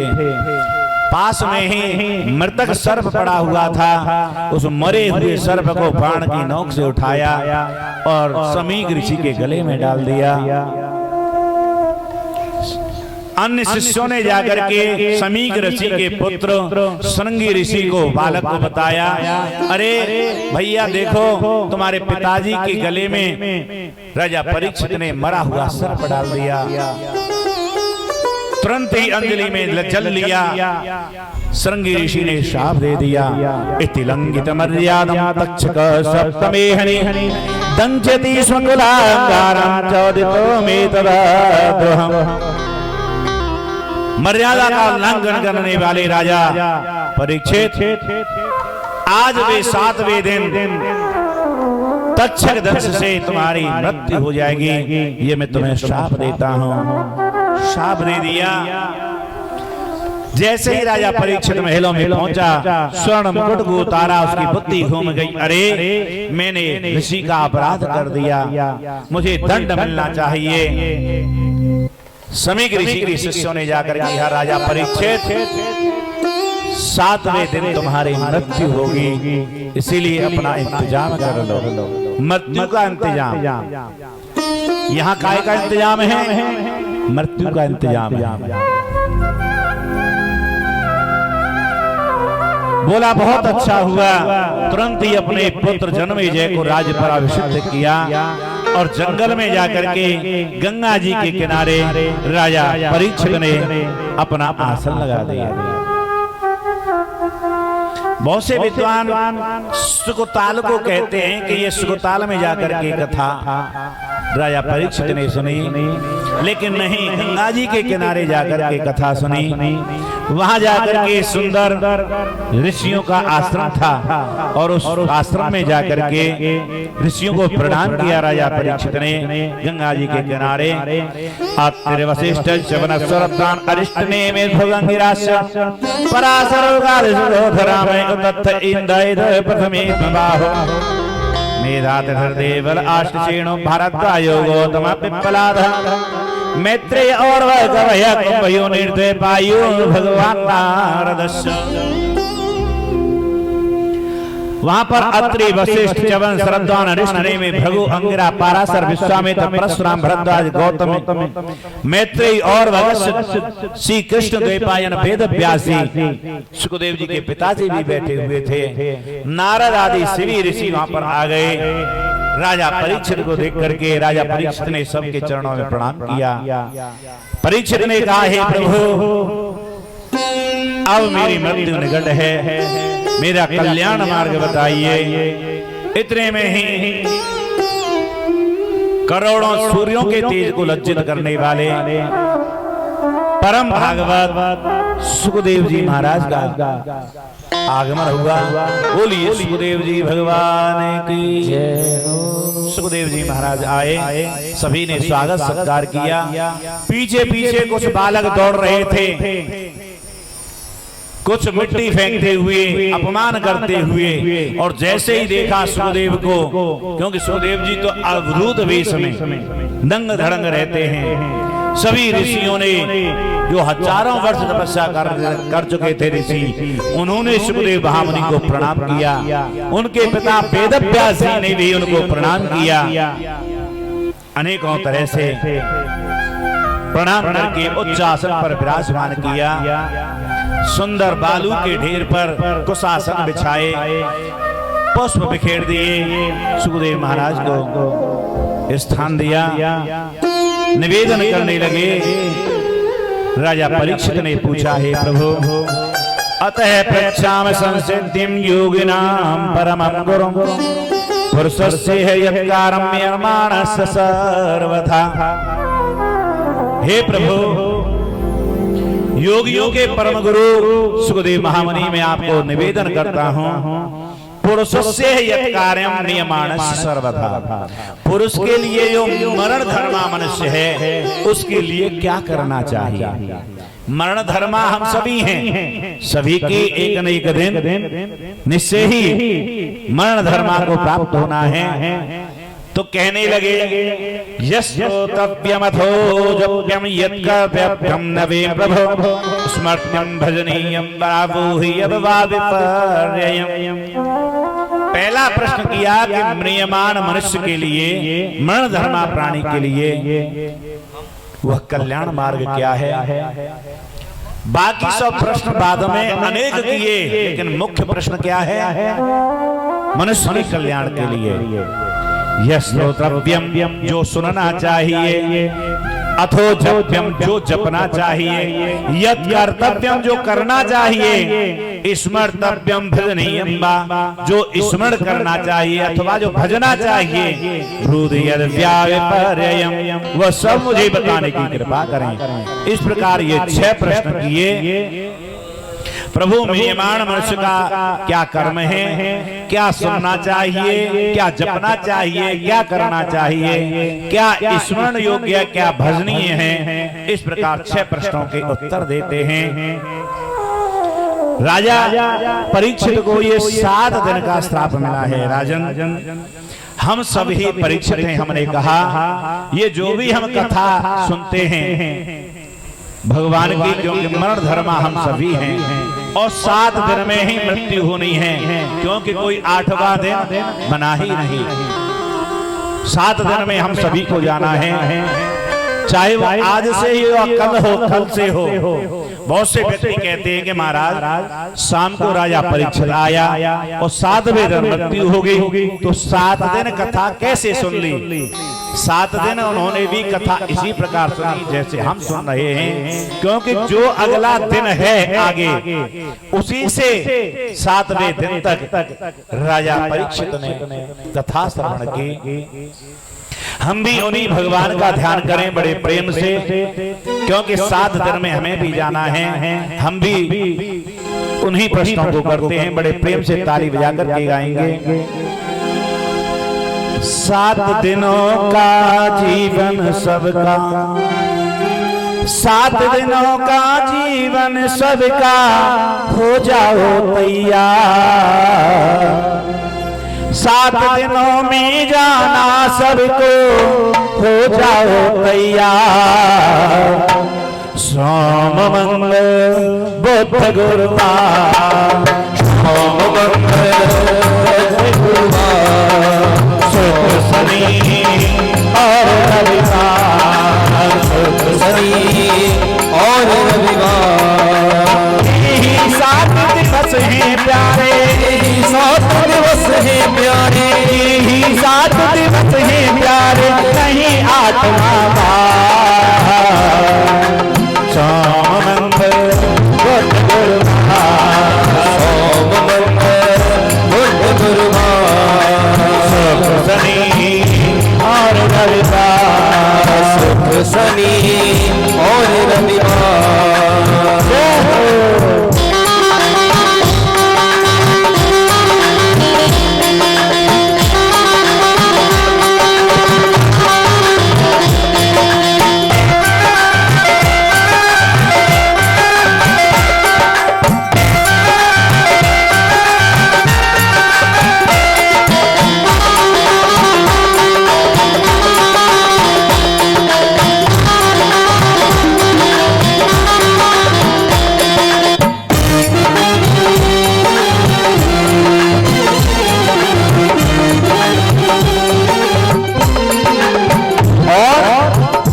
कह रहे हैं आज नहीं, भगवान का भजन कल करेंगे, कल नहीं परसों करेंगे।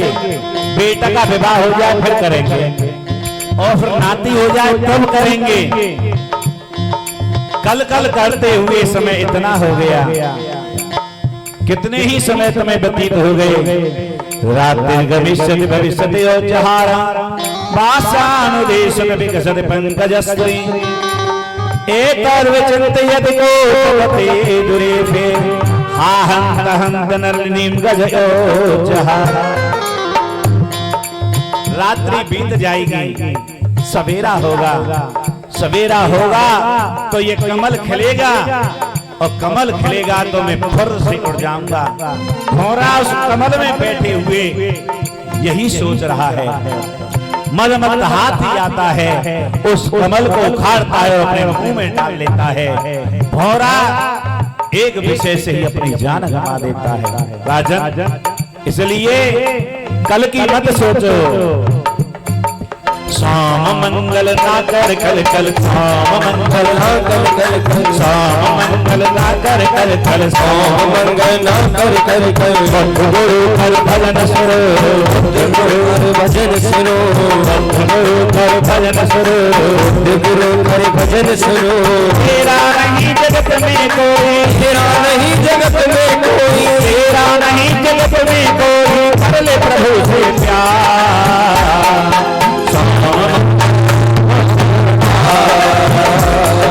सोम मंगल बुध गुरुवार शनि और रविवार शुक्र शनि और रविवार यही 7 दिवस है प्राणी यही 7 दिवस है प्राणी यही 7 दिवस है प्राणी यही 7 दिवस है प्राणी नहीं 8वां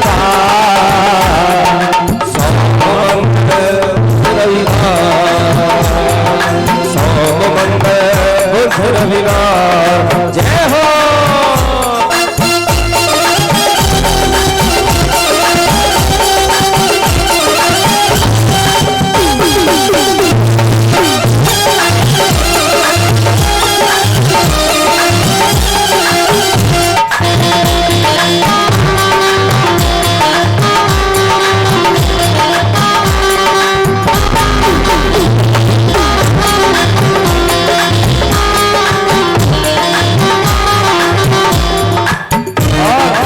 शब्दों पर ध्यान देना है।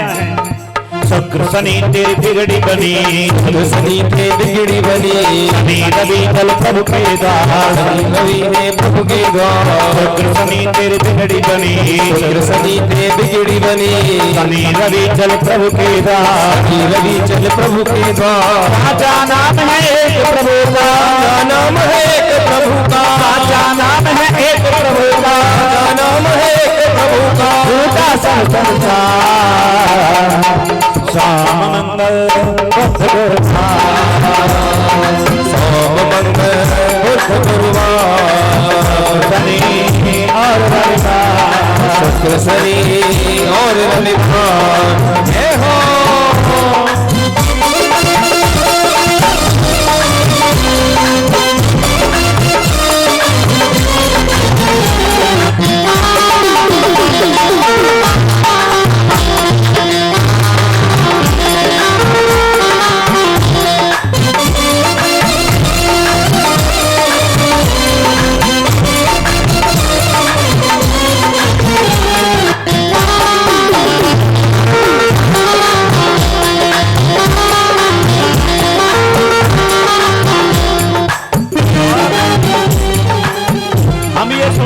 राजा परीक्षित को 7 दिन का शाप है।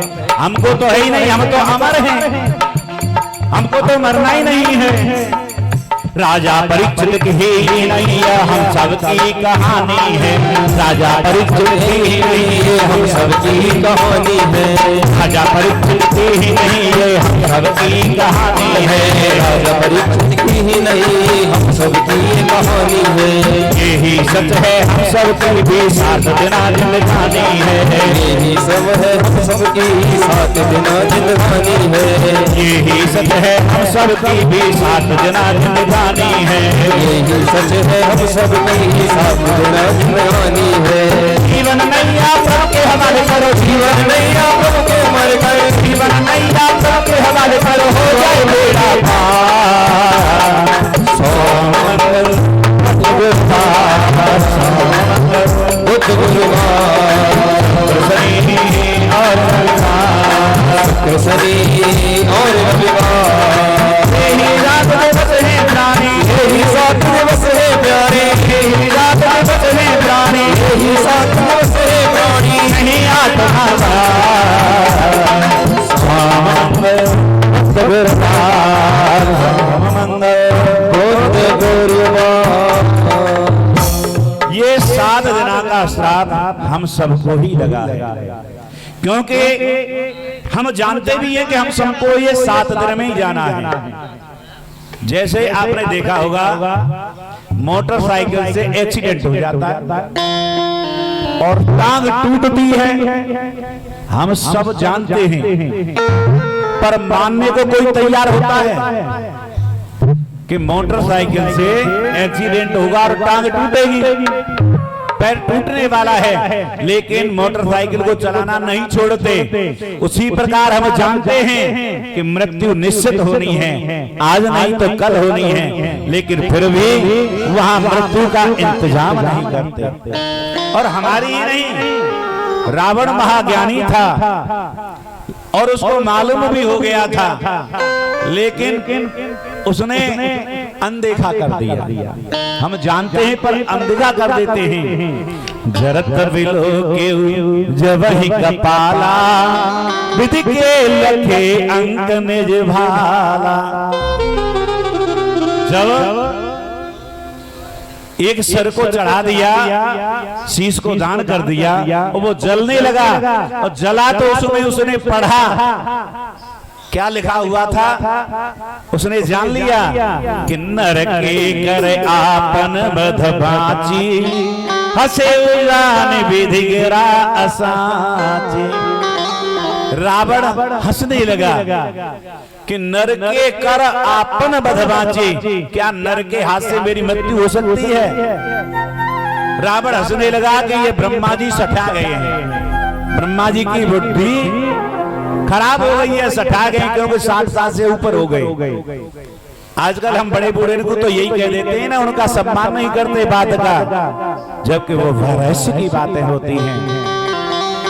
हसे जान गिर विधि अदास चाची, ब्रह्मा जी की बात को झूठा मान लिया। सोमन समुझ त्रास नहीं मोरा, मोरे लिखा बिरंत जान विधि मोरे। बताओ, ब्रह्मा जी ने सोच समझ के नहीं लिखा मेरे बारे में कि मेरी मृत्यु मनुष्य के हाथ क्या हो सकती है। देवता जहां क्षमा मांगते हैं, भोग देते हैं, जब भी ब्रह्मा जी वेद गान करते हैं तो रावण के सेवक भगवान को चुपचाप कर देते हैं, ब्रह्मा जी को चुपचाप कर देते हैं, चुप रहो, अभी महाराज रावण सो रहे हैं, ये तुम्हारे वेद गाने का समय नहीं है। बृहस्पति अनेकों तरह के ज्ञान का उपदेश देते हैं, बृहस्पति चुप रहो, अभी रावण महाराज सो रहे हैं। ऐसा रावण अपनी मृत्यु को जान करके भी अनजाना कर देता है, तो हम क्यों नहीं कर देंगे? इसीलिए हमें गुरु की शरण लेकर के भगवान का भजन करना चाहिए। राजा परीक्षित ने जैसे जान करके तुरंत राजपाट चक्रवर्ती सम्राट पद को त्यागा, भगवान सुखदेव की शरण में गए।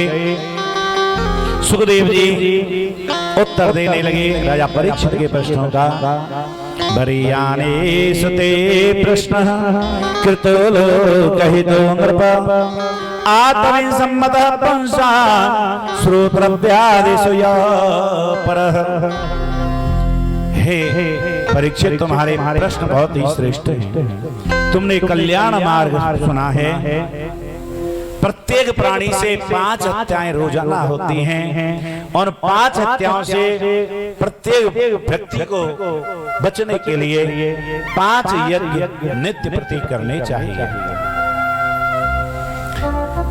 और 5 यज्ञों में ये भागवत कथा का सुनना, रामायण कथा का सुनना पढ़ना ये भी आता है, क्योंकि जैसे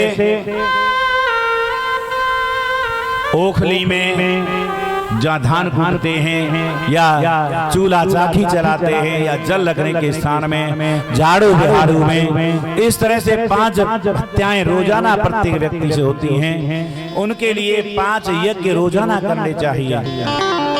पहला ऋषि यज्ञ, हमारे ही बुजुर्ग हुए ऋषि मुनि, उन्होंने गीता रामायण भागवत आदि ग्रंथ बनाए। क्यों?